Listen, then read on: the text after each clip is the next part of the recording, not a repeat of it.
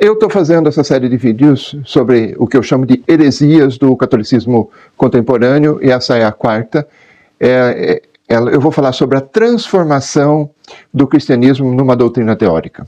Essa é uma grande dificuldade que nós temos hoje. Vem comigo.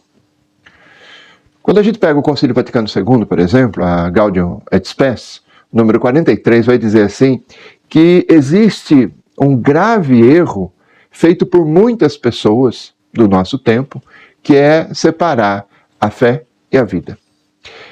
Essa separação de fé e vida acaba dando uma falsa imagem de Deus. Acaba semeando o que a gente chama de ateísmo. Friedrich Nietzsche, por exemplo, filósofo do século XIX, ele dizia que o cristianismo era um platonismo para o povo. O platonismo foi uma escola filosófica, né, da época dos gregos antigos. O problema é que, se a gente olhar, Jesus, por exemplo, não foi nenhum intelectual. Jesus não era um guru. Jesus foi o Filho de Deus, mas não era filósofo nenhum. Tá? Se você olhar quem seguia Jesus, Jesus não tinha uma escola de pensamento em que ele escolheu gente inteligente para seguir ele. Não, quem seguia Jesus? Seguia Jesus pobre, excluído da sociedade, e mulheres. Esses três grupos foram três grupos marginalizados na época de Jesus. Jesus começa o seu ministério com gente excluída e com doentes. Né? Se você pegar Lucas, por exemplo, Lucas 4, pode olhar na sua Bíblia, 4, 16 a 30, vou colocar aqui a citação, Jesus diz assim, no início do seu ministério, Jesus vai para uma sinagoga, pega o livro de Isaías e tal, e aí começa: o Espírito do Senhor está sobre mim, porque Ele me enviou para evangelizar os pobres, para tirar os de coração cativo, para evangelizar os oprimidos, os doentes. Ele vai falando, é só gentalha, gente. Então, Jesus, quando prega, Jesus fala de amor. Jesus não fala de conhecimento. Jesus não está preocupado com discussões sobre a lei. Quem está preocupado são os fariseus. Eles vêm discutir com Jesus sobre a lei. Mas Jesus fala de amor, fala de conhecimento. E o amor, ele é ativo, ele não é passivo. O conhecimento é passivo. Eu recebo o conhecimento, eu leio, eu faço alguma coisa, mas o conhecimento, ele está ali. Quando Jesus fala de amor, ele fala de um verbo que é ativo, que se difunde. O amor é difusivo de si próprio. Ele espalha, é como perfume. Tá? Você não consegue esconder uma pessoa que está perfumada. O amor é como o cheiro. Você não consegue esconder. Tá? Agora, se você pegar, por exemplo, Mateus capítulo 5, dá uma olhada, pega a sua Bíblia, né, e diz aí: Jesus viu as multidões, subiu a montanha e sentou-se. Os discípulos aproximaram-se e Jesus começou a ensiná-los. Felizes os pobres em espírito. Então, vai analisando, por exemplo, Jesus fala dos pobres que herdarão, os aflitos que serão consolados. Né? Depois, os mansos possuirão a terra. Né? São tudo verbos transitivos, são tudo verbos de ação. Né? Felizes os que são misericordiosos, porque receberão misericórdia. Felizes os puros de coração, porque verão a Deus. Então veja, os verbos são todos verbos de ação. Jesus não fala de nada passivo, ele fala de atividade. E para mim, quando Jesus começa, felizes os pobres de espírito, para mim eu pontuaria assim: felizes os pobres em espírito, porque deles é o reino dos céus. 2 pontos. E aí quem são? Os aflitos, os mansos, os que têm fome e sede de justiça, os que são misericordiosos, os puros de coração, os que promovem a paz, os que são perseguidos por causa da justiça. Todos esses bem-aventurados têm verbos de ação. Tá? Então, Jesus não prega uma doutrina, mas Jesus prega um projeto de relacionamento.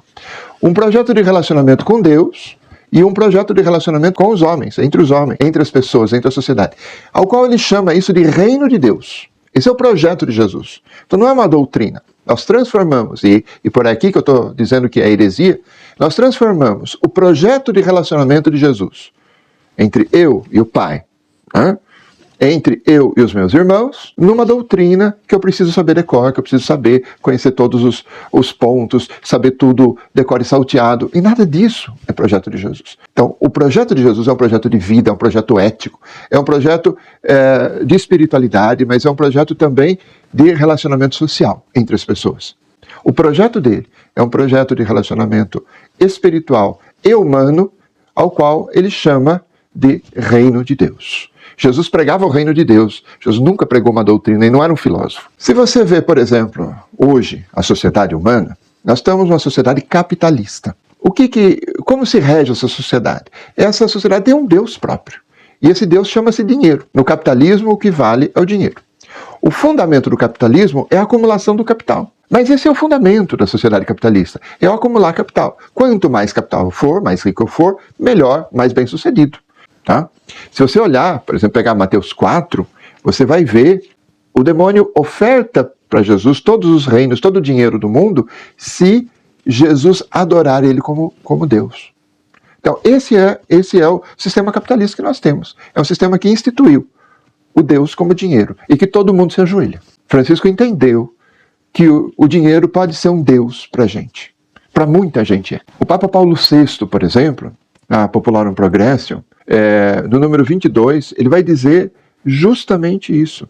Logo desde a primeira página, a Bíblia ensina-nos que toda a criação é para o homem, com a condição de ele aplicar o seu esforço inteligente em valorizar a criação. E pelo seu trabalho, por assim dizer, completar a criação. Se a terra é feita para fornecer a cada um os meios de subsistência e os instrumentos do progresso, todo o homem tem direito, portanto, de nela encontrar o que lhe é necessário. Todos os outros direitos, diz o Papa Paulo VI, quaisquer que sejam, incluindo o direito de propriedade e de comércio livre, lhe estão subordinados à produção da terra. Não devem, portanto, impedir, mas, pelo contrário, facilitar a sua realização. É um dever social grave e urgente conduzi-los à sua finalidade primeira. Ou seja, todo homem tem direito à terra para trabalhar e comer. Veja, ele fala aqui que esta é a vontade de Deus, em primeiro lugar. Depois ele relativiza todos os outros direitos humanos. Ou seja, todos os outros direitos, quaisquer que sejam, incluindo o direito de propriedade e de comércio livre, estão subordinados à vida do homem trabalhando a terra. E depois ele fala que é um dever grave e urgente, um dever social grave e urgente, conduzir os homens à sua finalidade primeira, a trabalhar a terra e a se sustentar dela. O Papa Paulo VI fala, isso daqui é da doutrina social da igreja, e o Paulo VI nunca foi considerado um papa comunista, vamos dizer assim. Hoje em dia, muita gente aplaude qualquer declaração de um papa quando acha que ele está criticando o marxismo, está criticando a esquerda, porque a igreja condenou o marxismo. É verdade, a igreja condenou o marxismo. Escreva isso, pegue todas as citações, é verdade. Mas a igreja, no mesmo parágrafo que ela condena o marxismo, ela também condena o capitalismo. Então não dá para dizer que um regime é santo e o outro é demonizado. Um é demônio e o outro é santo. Não. A igreja condena os dois regimes, tanto o capitalismo como o marxismo, como não sendo cristãos. Pio XI condenou também o fascismo e condenando o nazismo. O do nazismo chama Mitbenehmender Sorge, com muita preocupação. Tá? São as primeiras palavras em alemão. Mitbenehmender Sorge, com muita preocupação. Tá? E o fascismo começa assim, non abbiamo bisogno. Não temos necessidade, ele vai dizer.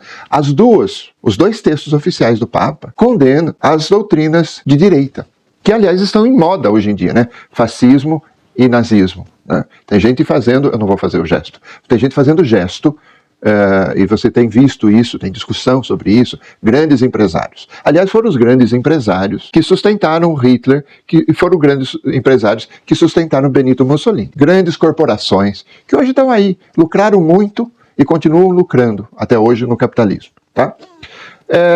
Quando você pega a igreja, nós transformamos o cristianismo numa doutrina adocicada, uma doutrina que a gente precisa decorar, mas que não tem nada a ver com o nosso bolso, não tem nada a ver com a nossa ética sexual, não tem nada a ver com os nossos relacionamentos humanos, não tem nada a ver com a moral biológica, não tem nada a ver com muita coisa. É uma doutrina em que eu posso defender o aborto, mas posso defender que as pessoas também morram se elas baterem a carteira. Se uma criança vai ter uma carteira, esse moleque deve morrer. Ah, mas você não era a favor da vida? Ah, não, mas agora é diferente. Quer dizer, uma vez que já nasceu, tudo bem. Isso é uma hipocrisia do caramba, né? Se você pegar, por exemplo, João Paulo II, o Bento XVI, o João Paulo II, você vai dizer, mas condenou a teologia da libertação, condenou a esquerda. João Paulo II e o Ratzinger escreveram um documento do Vaticano, e o nome do documento é assim, Alguns erros da teologia da libertação. Sobre alguns erros da teologia da libertação. Esse é o nome. Quer dizer, que não é que ela foi totalmente condenada, tinha erros que precisavam ser corrigidos. E depois, 2 anos depois, o Papa João Paulo II escreveu para os bispos do Brasil um documento em que ele diz que a teologia da libertação é não só útil, como necessária no contexto latino-americano. Então, o pessoal acha que, agora então não pode se falar de política. Pode-se, deve-se, mas deve-se falar de política para o bem comum. O Papa Paulo VI, mesmo que eu citei agora de pouco, dizia que a política é a forma mais alta da caridade. Ele não está falando de política partidária, a favor desse ou daquele candidato, desse ou daquele partido. Ele está falando de uma política em que nós devemos entrar, discutir e trabalhar para o bem comum. Mas você que é leigo, você pode e deve fazer política, né? Porque tem que trabalhar para o reino de Deus, tá? Eu queria terminar só com 2 textos. Um texto dos Atos dos Apóstolos, capítulo 1, versículo 11. O capítulo 1 é aquele texto dos Atos dos Apóstolos que Jesus faz a sua ascensão aos céus, né? E no final do texto tem uma coisa muito interessante aqui. O texto diz assim, os apóstolos continuaram, Jesus subiu para o céu, versículo 10. Os apóstolos continuavam a olhar para o céu enquanto Jesus ia embora. Estavam ali maravilhados, olhando aquele espetáculo. Isso é bonito de ver. Mas de repente, 2 homens vestidos de branco apareceram a eles e disseram, homens da Galileia, por que vocês estão aí parados olhando para o céu? Esse Jesus que foi tirado de vocês e levado para o céu será virá do mesmo modo com que vocês ouviram partir para o céu. Que estranho, quer dizer, os apóstolos estão ali parados contemplando aquela cena maravilhosa que deve ter sido, eu acho que deve ter sido mesmo, né? E de repente 2 anjos vêm dar bronca neles. É a única bronca que eu vi que os anjos dão numa comunidade, no grupo dos apóstolos, tá? Homens da Galileia, por que vocês estão aí parados, presta atenção no verbo parados, olhando para o céu? Porque pelo visto, o que Deus quer é que você não fique parado olhando para o céu. Que você não fique pensando no céu simplesmente. Todas as vezes que perguntavam para Jesus como vai ser o céu, Jesus não respondia, dizia, olha, não cabe a você saber as horas, os tempos e os lugares. Ou não cabe ao Filho do Homem saber as horas, os tempos e os lugares. O que ele dizia? Cala a boca, vai pensar em coisa mais útil. Tá? Porque a gente é muito curioso, a gente quer saber como vai ser o céu, mas a gente tem que saber como que a gente vai entrar nesse céu trabalhando aqui. Tá? O outro texto que eu queria citar para terminar o meu vídeo hoje é Marcos 16,15. Então Jesus disse, indo pelo mundo inteiro, anuncie a boa notícia para toda a humanidade. Eu sempre pensei, quando fui estudar a Bíblia, que o texto era o que a gente escuta, né? Vão, ide para o mundo inteiro e anuncie a boa nova para toda a humanidade. Mas o texto diz, indo para. Quer dizer, enquanto vocês estiverem vivendo, trabalhando, fazendo as coisas, vão anunciando a boa nova. Ou seja, o anúncio da boa nova de Jesus é através da vida que você tem. Então, esse texto não é vão, ide, não. É indo. O verbo grego, ele equivale ao gerúndio. Indo, fazendo, acontecendo, se relacionando, vocês vão pregar a boa nova, ou seja, é a vida das pessoas que faz com que a doutrina do Senhor Jesus aconteça. Não é uma doutrina, é um acontecimento. Essa é a heresia. A heresia é uma meia-verdade.